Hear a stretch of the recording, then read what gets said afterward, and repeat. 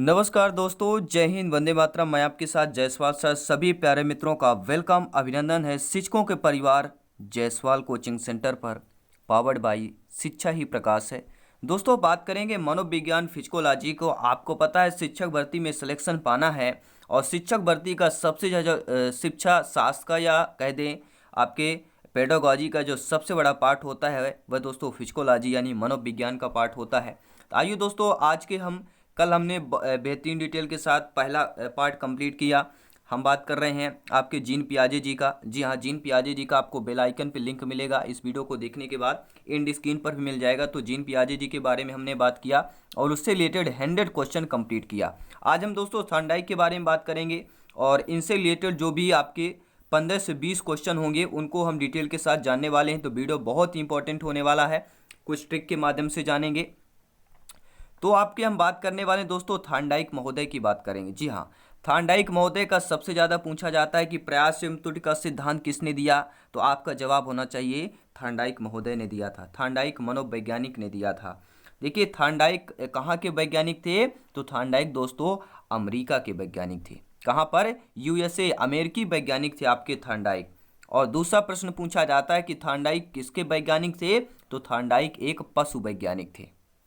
और तीसरा जो पॉइंट है, इन्हें प्रथम शैक्षिक मनोवैज्ञानिक कहा जाता है। बहुत बार दोस्तों पूछा जाता है कि किन्हें प्रथम शैक्षिक मनोवैज्ञानिक कहा जाता है। थॉर्नडाइक, जीन पियाजे जी, वाइगोस्की, कोहलबर्ग, ऑप्शन दे दिया जाएगा। तो प्रथम शैक्षिक मनोवैज्ञानिक किन्हें कहा जाता है? आपके थॉर्नडाइक महोदय जी को कहा जाता है।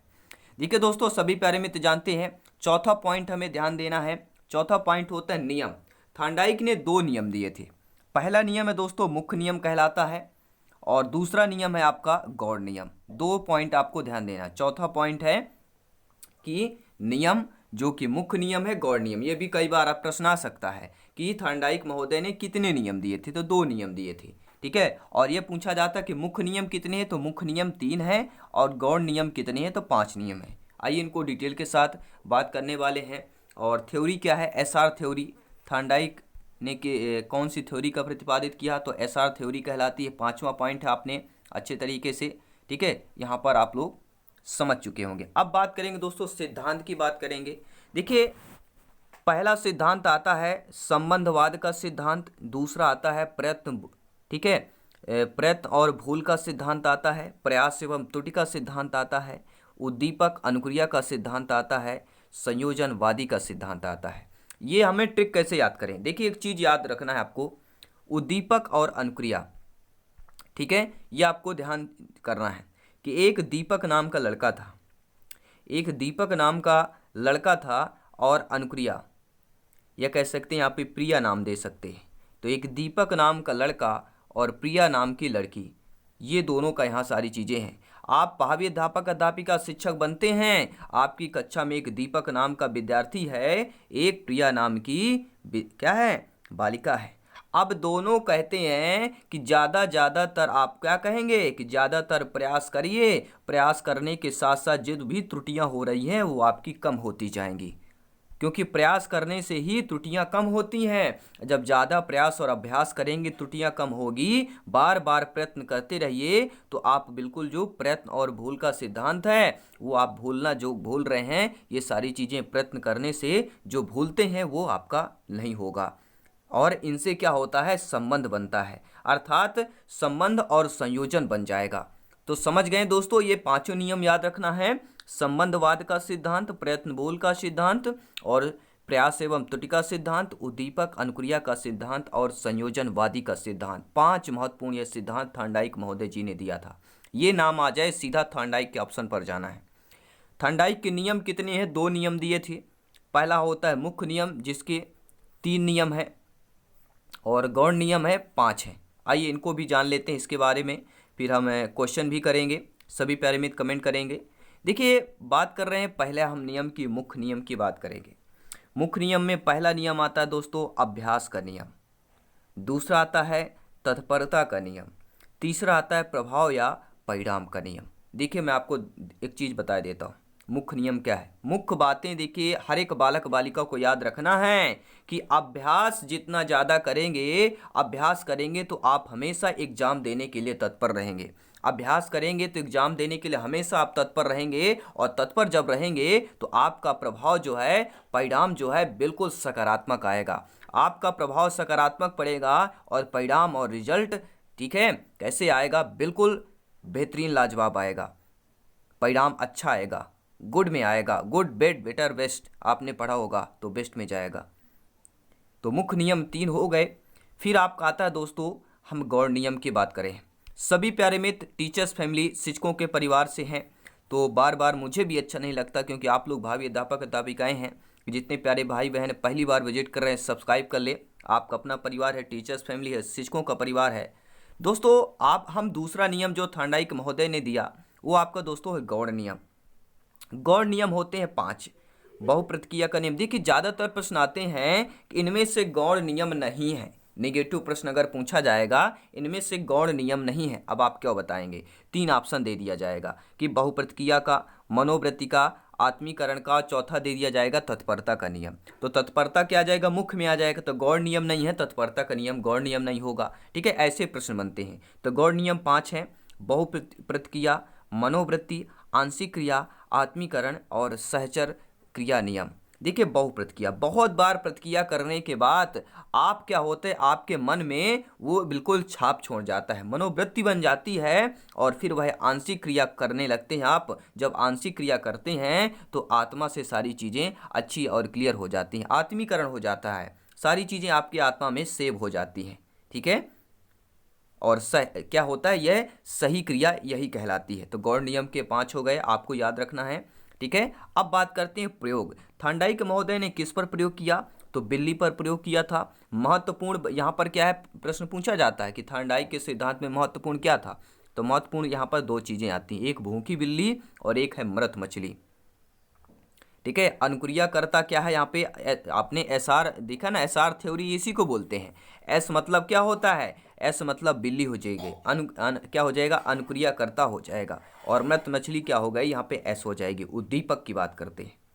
तो एसआर यही थ्योरी कहलाती है, एसआर थ्योरी थांडाइक महोदय जी के है। देखिए ये आप एक सभी लोग जानते हैं, पिंजड़ा हो गया, ठीक है, ये पिंजड़ा हो गया, सभी लोग जानते हैं। पिंजड़ा के अंदर क्या है? कैट है अंदर, पिंजड़ा के अंदर कैट बंद है, और यहाँ पे एक मृत मछली पड़ी हुई है बाहर, और ये आपका जो लीवर है, अंदर एक लीवर रहता है। अचानक बार बार बिल्ली तड़पती है कि बाहर ये जो मछली है मुझे खाना है, भूखी बिल्ली है। लेकिन ये बताइए, जैसे ही वो एक लीवर में पंजा, ठीक है, पड़ता है उसका, वैसे ही ये गेट जो होता है, ठीक है, पिंजड़े का खुल जाता है। खुल जाता है तो वह अपने लक्ष्य को प्राप्त कर लेता है, अर्थात मृत मछली को खाने को प्राप्त कर लेता है। अर्थात मतलब यही होता है, जब हमें बच्चा को मालूम नहीं होता है या हमें नहीं मालूम होता है कि जब, ठीक है, तो जब एक चीज एक बार करने से हमें पता चल गया, जैसे बिल्ली ने पंजा पड़ा लीवर पर, तो क्या गेट का जो गेट होता है पिंजड़े का खुल जाता है। तो उसको यह पता चल गया कि इसको दबाने से, पिंजड़े पर करने से गेट खुलेगा, ठीक है। तो ये क्या कहलाएगा? एसआर थ्योरी, और यही एसआर थ्योरी है। और प्रयोग की बात कर लेते हैं दोस्तों। जी हाँ, हम प्रयोग की बात कर रहे हैं। प्रयोग में आपको लोग ध्यान दीजिएगा। देखिए कई बार भूखी बिल्ली पिंजड़े में अनेक क्रिया करती है, मतलब अनेक क्रिया मतलब क्या है, छटपटाती है पिंजड़े के अंदर, क्योंकि उसको भूख लगी थी और सामने भोजन हो। आप स्वयं सोचिए, सामने भोजन हो, भूख लगी हो, लेकिन आप सामने जा नहीं पाते हैं, ठीक है, तो आप तड़पेंगे। तो अचानक क्या होता है, लीवर में पंजा मारा और लक्ष्य को प्राप्त कर लिया, ये प्रयोग हुआ। दूसरा यह है कि अनुक्रिया के द्वारा उद्दीपक को प्राप्त करने की क्रिया को प्राणी सीख जाता है। मतलब अनुक्रिया क्या हो गया, बार बार करने से क्या होता है, उसके द्वारा उद्दीपक को प्राप्त करने की क्रिया को प्राणी सीख जाता है। जैसे बिल्ली ने बार बार क्या किया, यहाँ पर घूमती रही, यहाँ पर हाथ वहाँ छटपटाती रही, अचानक लीवर पर उसका पंजा अचानक से पड़ता है, तो क्या हो गया, अनुक्रिया के द्वारा जो है उद्दीपक को प्राप्त करने के लिए, उद्दीपक क्या था, उसको भूख ही थी, भूखी थी यानी उसको मृत मछली चाहिए थी, भोजन चाहिए, उस उद्दीपक को प्राप्त करने के लिए को क्या होता है, प्राणी सीख जाता है, वही हमारा अनुबंधन कहलाता है। अब बात कर लेते हैं कक्षा में उपयोगिता की बात कर लेते हैं। ये जो सिद्धांत है कक्षा में उपयोगिता कैसे होगा, देखिए बच्चों से बार बार क्या है, प्रयास करवाना चाहिए। मतलब इस सिद्धांत से यह पता चलता है, क्योंकि आप लोग ज्ञानी हैं, सर्वज्ञ हैं, भावी अध्यापक अध्यापिकाएं हैं, आपके लिए जानना बहुत जरूरी है कि कक्षा में उपयोगिता यह सिद्धांत कैसे होगा। तो बच्चों में बार बार अभ्यास करवाना चाहिए, जिससे क्या हो, बच्चे अच्छे तरीके से सीख सकें। और बच्चों में त्रुटि संभव हो जाती है, बिल्कुल त्रुटियाँ होंगी, ऐसा कोई बात नहीं है। और शुद्ध उच्चारण बालक इस सिद्धांत से ही सीखता है। जो आपके थार्नडाइक महोदय जी का सिद्धांत है।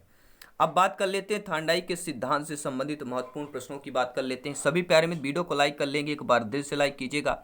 देखिए पहला प्रश्न है, पहला प्रश्न आपकी स्क्रीन पर है, ध्यान दीजिएगा। थार्नडाइक किस देश के वैज्ञानिक थे? अमेरिका के वैज्ञानिक थे, जो प्रश्न पूछा जाता है। दूसरा है, थार्नडाइक के सीखने के कितने मुख्य नियम बताए थे? थार्नडाइक ने सीखने के मुख्य कितने नियम? 3 नियम बताए थे। सभी प्यारे मित्र कमेंट करें कौन कौन से है।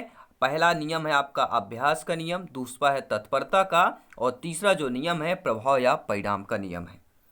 चौथा प्रश्न आता है दोस्तों, तीसरा प्रश्न है कि थार्नडाइक ने अपने प्रयोग किस जानवर पर किया था? तो चूहे तथा बिल्ली पर किया था। ये भी ध्यान दीजिएगा, चूहे पर भी किया था और बिल्ली पर हो गया। थार्नडाइक ने बुद्धि का कौन सा सिद्धांत दिया? तो थार्नडाइक ने बुद्धि का कौन सा सिद्धांत दिया था? बहुकारक का सिद्धांत भी दिया था। ये भी ध्यान देना है, यह प्रश्न आता है कि थार्नडाइक ने बुद्ध के कौन सा सिद्धांत दिया? तो बहुकारक का जो सिद्धांत है किसने दिया था? थार्नडाइक महोदय जी ने ही दिया था। यह आपको ध्यान देना है। पांचवा प्रश्न है दोस्तों, किस मनोवैज्ञानिक को पशु मनोवैज्ञानिक का पितामह माना जाता है? जी हाँ, किस मनोवैज्ञानिक को जो है पशु मनोवैज्ञानिक का पितामह माना जाता था? यह आपको ध्यान देना है, क्योंकि थार्नडाइक महोदय क्या है? सभी प्यारे मित्र कमेंट करेंगे। थार्नडाइक महोदय एक पशु वैज्ञानिक थे और इन्हें प्रथम शैक्षिक मनोवैज्ञानिक माना जाता है। इसीलिए पशु मनोवैज्ञानिक का पितामह या जनक आपको थार्नडाइक को कहा जाता है। अगला प्रश्न है प्यारे मित्रों, छठवां प्रश्न है कि थार्नडाइक के किस सिद्धांत को और किस नाम से जाना जाता है? तो थार्नडाइक को उद्देश्य प्रयास एवं त्रुटि के सिद्धांत के नाम से जाना जाता है। हमने काफ़ी सारी चीज़ें आपको बात की, संबंधवाद के सिद्धांत के नाम से, ठीक है, प्रयास व त्रुटि के, प्रयत्न व भूल के, उद्दीपन अनुक्रिया का सिद्धांत, संयोजनवादी का सिद्धांत, और एक एसआर सिद्धांत, एसआर बॉन्ड के नाम से भी जाना जाता है। ठीक है, ये आपको ध्यान देना है। सातवां प्रश्न है कि थार्नडाइक का सिद्धांत किसके अंतर्गत आता है? सभी प्यारे मित्र कमेंट करेंगे। तो थार्नडाइक का जो सिद्धांत है दोस्तों वह संबंधवाद के अंतर्गत आता है। और अगला प्रश्न है कि थार्नडाइक के प्रयत्न एवं त्रुटि सिद्धांत पर विशेष बल किस पर नहीं दिया गया है? तो देखिए ये भी एक निगेटिव वर्ड है, और देखिए कोई भी चीज़ हो सकारात्मक नकारात्मक दोनों चीज़ें होती है, जैसे आप में और हमें में, उसी प्रकार इस सिद्धांत में भी है। तो थार्नडाइक के प्रयत्न और जो त्रुटि का सिद्धांत है इस पर विशेष बल नहीं दिया, इससे इस पर क्या है, समझ पर दोस्तों विशेष बल नहीं दिया गया है। ये आपको पॉइंट ध्यान देना है।